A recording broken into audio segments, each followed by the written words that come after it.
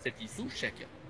Comme vous le savez, le youtubeur Ibra TV a ouvert récemment son restaurant de burgers, dont il fait la promotion dans plusieurs vidéos.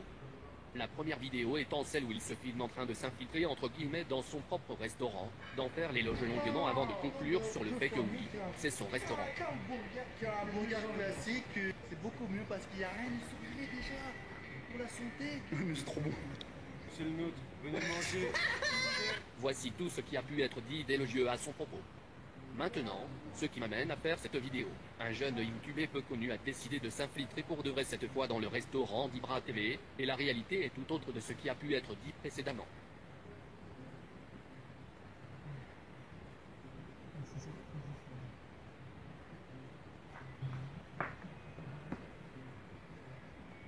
J'aimerais attirer votre attention sur ces cartons.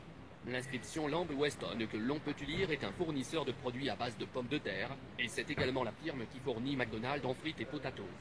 Premier gros mensonge, car ce dernier nie que ses frites soient surgelées, il les proclamait même maison dans la vidéo de présentation de son resto. C'est quoi ces innombrables flux de bière à même le sol? Je doute qu'un resto de burger puisse servir autant d'alcool à ses clients. Enfin, nous entrons dans la cuisine. Voyons voir si tout est aussi beau que dans la vidéo d'Ibra. Oh bordel de merde, c'est quoi ce truc? Des centaines de steaks empilés, congelés et prêts à intoxiquer les clients. Aucune viande fraîche, que du surgelé. Et voilà le voir, on n'est pas sorti d'affaire. Le lendemain, alors qu'il publiait la vidéo, un des gérants du resto a demandé à ce qu'il vienne s'expliquer de ses actes. Le voilà donc de retour au resto, pour un accueil pas très français. Non, parce qu'il y a un mec, c'est toi, je crois, non? En commentaire qui m'a parlé. Sur YouTube. Tu vois, parce que tu sais, il y a une chaîne sur YouTube qui est venue me parler en commentaire. Instant what the fuck.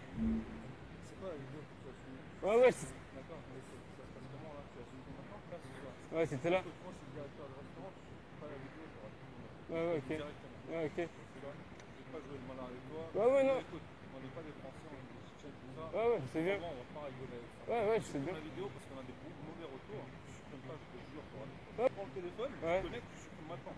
Vas-y. Moi, sur la vie de ma mère, je parle pas d'ici avant. Ok. En plus, je viens de vérifier, ce resto n'est pas censé vendre d'alcool.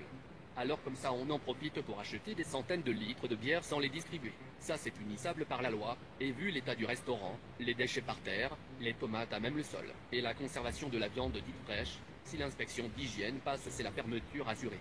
Si vous voulez mettre fin à cette plaisanterie, il suffit de contacter la DDPP de Paris et de constater les faits suivants. Achat d'alcool en quantité industrielle sous couvert d'un restaurant qui n'en vend pas, hygiène du matériel de cuisine déplorable, conservation des aliments dangereuses pour la santé, et enfin mensonge sur la marchandise, certes c'est de la blague Angus. Mais vu la quantité et l'emballage ainsi que le mode de congélation, la viande fraîche qu'on nous vantait est inexistante. Je sais que c'est pas dans mon habitude de faire des vidéos drama, mais là j'ai juste été choqué de voir qu'après toute la pub que ce resto a reçu, il puisse servir de la nourriture d'aussi mauvaise qualité, sans parler de la fraude à l'alcool.